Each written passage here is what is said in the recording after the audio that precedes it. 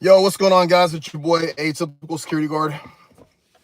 Finishing up my shift, doing a nightly debrief, and today we're going to be talking about Memorial Day. It is Memorial Day, and hang on a second here.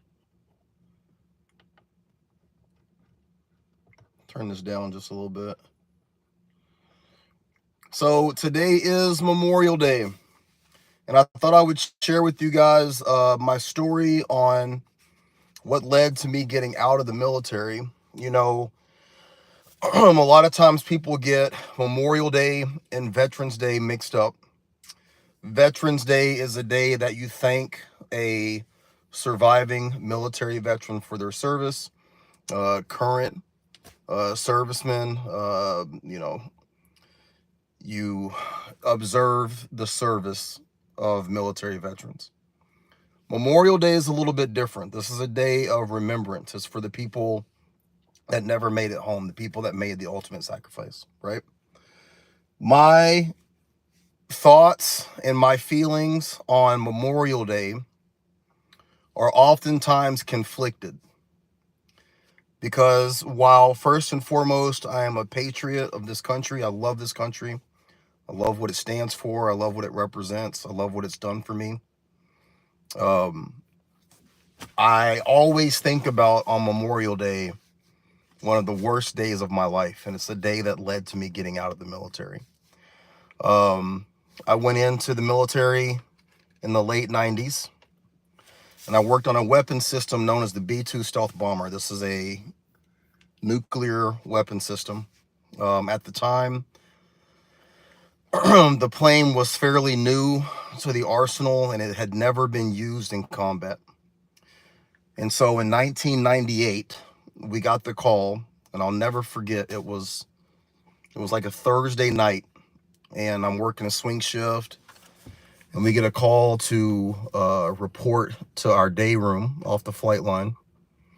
And when we report to the day room, we notice that there's certain steps that are being taken. I'm not going to go into what these steps are, but there's certain steps that are taken at the time when confidential information was going to be shared, and those steps were being taken. Now, we had gone through exercises similar to this the entirety of the time that I was located at this base, but there was something different about this night. The people that were there, the people that were in the room, the steps that were being taken, and you could tell that something was different. This wasn't a normal exercise. And we get the word that the call had come down and that the B-2 was going to be used in combat. There were targets that were selected in Kosovo, and that we were to prepare the planes for launch. And that we were in this unique situation because we were going to be the first unit to launch a mission where we were going to prepare the B-2 stealth bomber for the first time to ever be used in combat. We were going to prepare it on our base, on our flight line. It was going to take off, fly all the way across the world, execute this mission, and fly back without ever touching down. So in a very real way, we were participating in a military campaign on another continent while staying exactly where we were. It was a very surreal and amazing situation. So while we're preparing for this and we're loading weapons and we're getting everything ready, it was such a jovial feeling, right? I'll never forget. I'm probably, oh my God, maybe 19, 20 at the time. And this jovial feeling of everything that's happening, just the buzz around getting these planes ready, bringing out the munitions. We had taken markers and chalk, and we had written messages on the bombs, right? I'll never forget that we were huge into pro wrestling, and we had taken our hands and we had drawn diamond cutters. There was a wrestler by the name of Diamond Dallas Page, right? And we had drawn diamond cutters, symbols all over some of the bombs, and wrote "Feel the bang," right?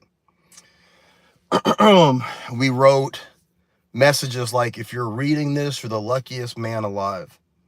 You know, just camaraderie things that you do in the military. And I'll never forget how excited I was, how excited we were. And the entire time that this is happening, we're being told, you know, that this is an amazing moment. It's an amazing moment for our country, an amazing moment for our squadron, that we were participating in something that meant something, right? So we launched the birds, and you know, we go home, and within 48 hours, a little bit later, the planes come back. And I'll never forget, we call it catching the birds. So like when the planes land and they taxi down the flight line, and you get them, you know, put back into the hangars. And I'll never forget the bomb doors opening up and walking underneath and seeing all of these lanyards. Now, the lanyards are attached to the, how do I say this? The lanyards are little pieces of material, and when the bombs drop, they arm the bombs, right? So I'll never forget, like, walking underneath this bomb door area and just seeing hundreds of these lanyards, right? Hundreds of these lanyards. And we were told that we were going to go into a debriefing room, and we were going to be able to look at some of the footage.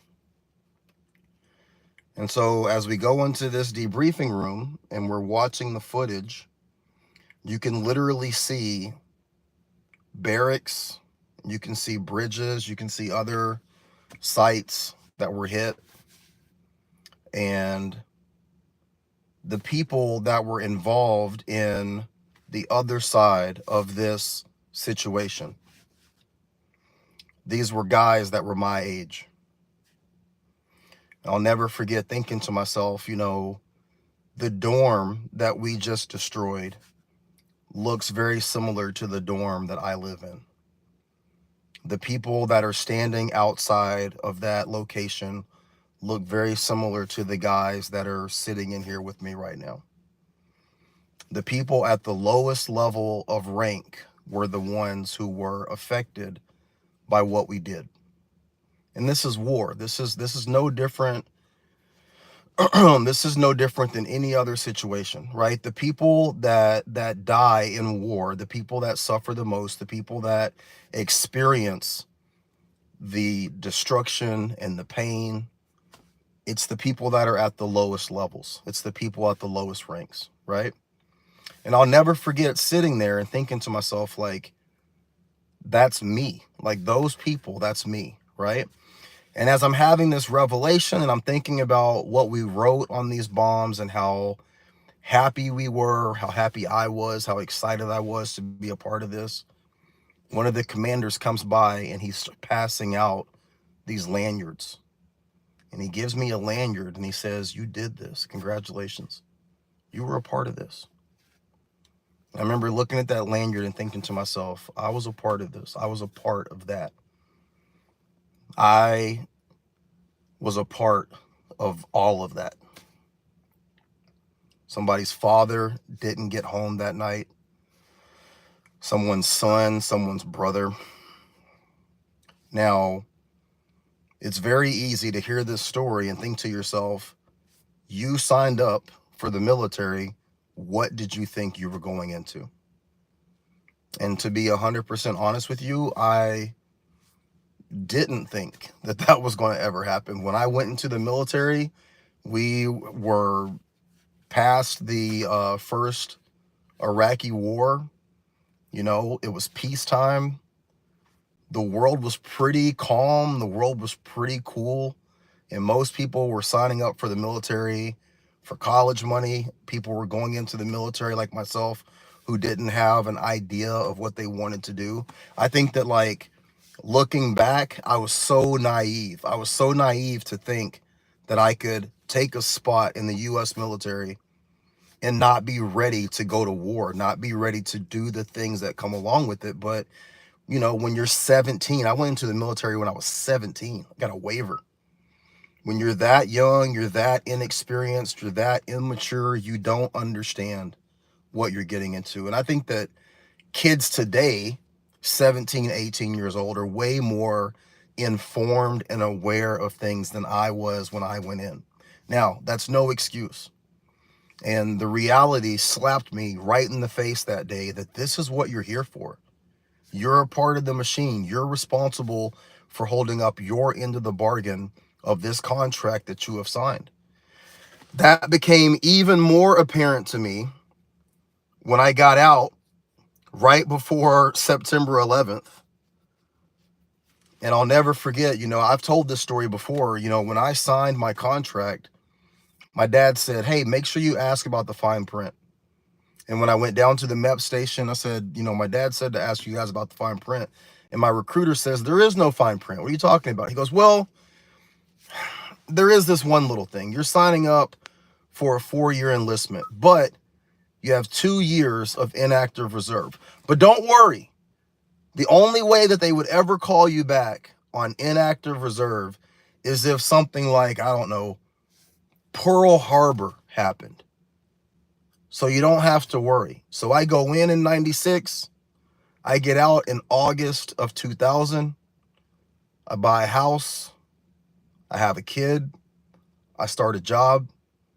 And then the next year in September, on the 11th, the Twin Towers fall. And not shortly after that, I get a phone call. Don't leave the state without notifying the base, and do not leave the country. And not long after that, I received a letter. You are on involuntary recall status. Stand by. Stand by to stand by. But that first slap in the face was watching that footage of the destruction that I was a part of in Kosovo, being handed that lanyard and thinking to myself, is this really what I want to do? Now, at the time, it wasn't. It wasn't what I wanted to do. I couldn't get out fast enough. Like that situation where we utilized the B2 for the first time in Kosovo, that led to me having a personal audience with the president. At the time, it was President Clinton. I was one of 8 other people that got to meet with President Clinton and be congratulated on utilizing this weapon system, right? And that was an amazing moment for me as well. But all of that was a whirlwind of emotions and thoughts and feelings and being conflicted. I think a large part of it is my fear of what that meant, of me potentially having to go somewhere and be in battle, which was definitely accentuated when 9/11 happened. The possibility of me going to Afghanistan or Iraq. Everybody that I was in my squadron with, everybody that was in my my bomb wing, all those guys ended up going somewhere, during the global war on terror. And some of those guys never came back. I mean, it would have been a completely different experience for me. So everything that I dealt with, everything that I felt, being conflicted, that pushed me out of the military when my time came. I did not re-enlist. It wasn't even an option. I couldn't get out fast enough. And then when September 11th happens, I get involuntarily recalled. But however you want to look at it, luckily or unluckily, by the time they decided what they wanted to do with the weapon system that I was associated with, it was too close to the end of my 6 years of enlistment. And I ended up not having to go anywhere. My point in making this video is that on Memorial Day, my thoughts, my prayers, my heart, my feelings, my love, it all goes towards the fallen soldiers of the U.S. military, those that gave the ultimate sacrifice and never made it home. But I do tell you that I always think about the people that I watched on that video, those soldiers from Kosovo, guys that I never met, guys that I never had any negative interaction with, guys that I never had a crossword with guys that on that day were simply going to work to do their job and they never came home. I think about that. I think about how that experience changed me. I think about how that one experience of being involved in that bombing run, watching those videos, being handed that lanyard, and how I felt about all of that, that literally changed the course of my life. I don't know if it changed the course of my life for the better. I don't know if it changed the course of my life for the worse, but it definitely changed the course of my life. I don't think that I would be sitting here had that not happened. I don't know what would have happened in terms of me re-enlisting, the global war on terror, where that would have put me. Would I have met my wife, had my kids? Like, it could have been a completely different situation. So every single Memorial Day, I think about all of that. I think about all of that. So let me see what we got here. I just wanted to share that with you guys. I don't really ever tell that story. I know I've told my wife, I've told a few people, but I don't really tell people that that moment led to me getting out of the military. But I thought I would share that today.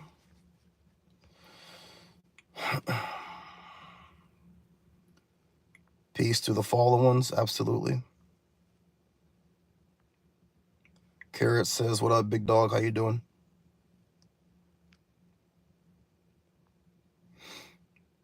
Who is this? Jorge says he was in from 2000 to 2004. Thank you for your service, bro.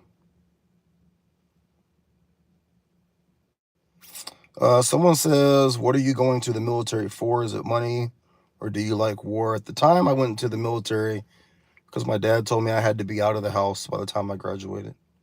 I didn't have any other choice.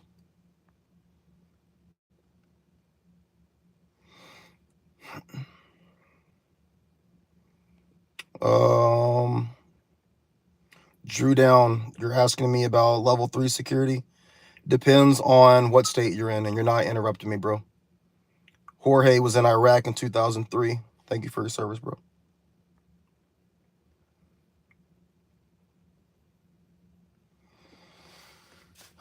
Vander Vamp says, thank you for your service. Absolutely. Zach says, how's it been tonight? It's been good. You're in Texas. Texas security laws and standards are a lot different than Oregon. I would be lying to you if I told you what you had to do. So you'll need to look that up with somebody who's in Texas. Okay. All right, guys, this is going to be short tonight. Oh, one more thing. Hey, this morning I talked about a security guard situation that happened at the Cannes Film Festival. The Cannes Film Festival in Cannes, France. This is a art independent movie festival. It's very, very famous. This is like a world-renowned thing. And I talked about a security guard that had gotten into it with Kelly Rowland. Kelly Rowland from Destiny's Child. It went viral. Apparently, Kelly Rowland was walking on the red carpet. The security guard kind of like tries to push her into the theater. She's rushing her. Kelly's trying to get pictures taken. I came on this morning and I talked about how private security guards need to basically stay in their lane. Stay in their lane, because even if you do the right thing, it can be misconstrued as the wrong thing, and they're going to throw you under the bus, right? The entirety of the situation with the security guard and Kelly Rowland, it went from it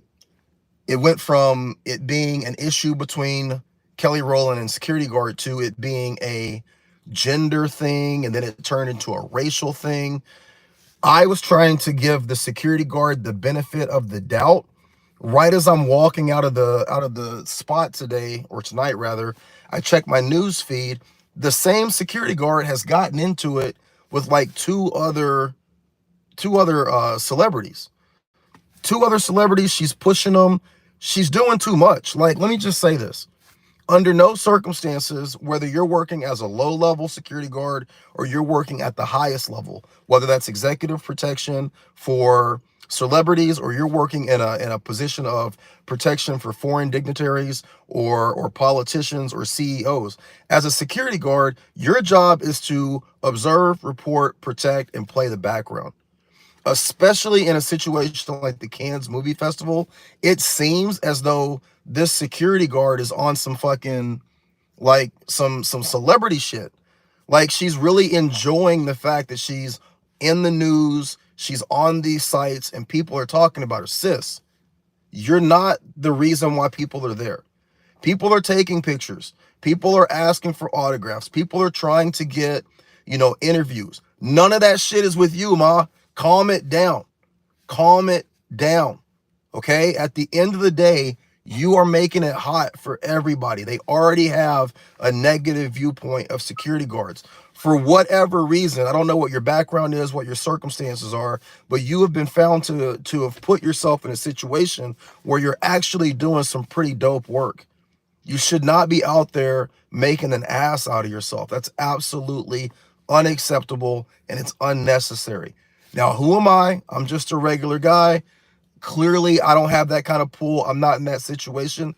But if I was, I would not be in there, or out there rather, creating a bad situation for myself, for the company that I'm working for, and for the industry. You need to calm it down, all right? She's never going to see this, but I'm saying that for anybody and everybody else who does happen to watch this video. If you're working in private security, stay in your lane. That is the biggest issue that we have in our industry, working outside the scope of what we're there for and doing too much. Just do your job. Whatever it is, just do your job, all right? All right, guys, I'm going to get out of here. It's dinner time. Thanks for listening to my Memorial Day speech. And remember, before you go to bed tonight, just say a little prayer for all those soldiers who never made it home and for their families. Some people are hurting tonight, okay? All right, you guys take care. Be great.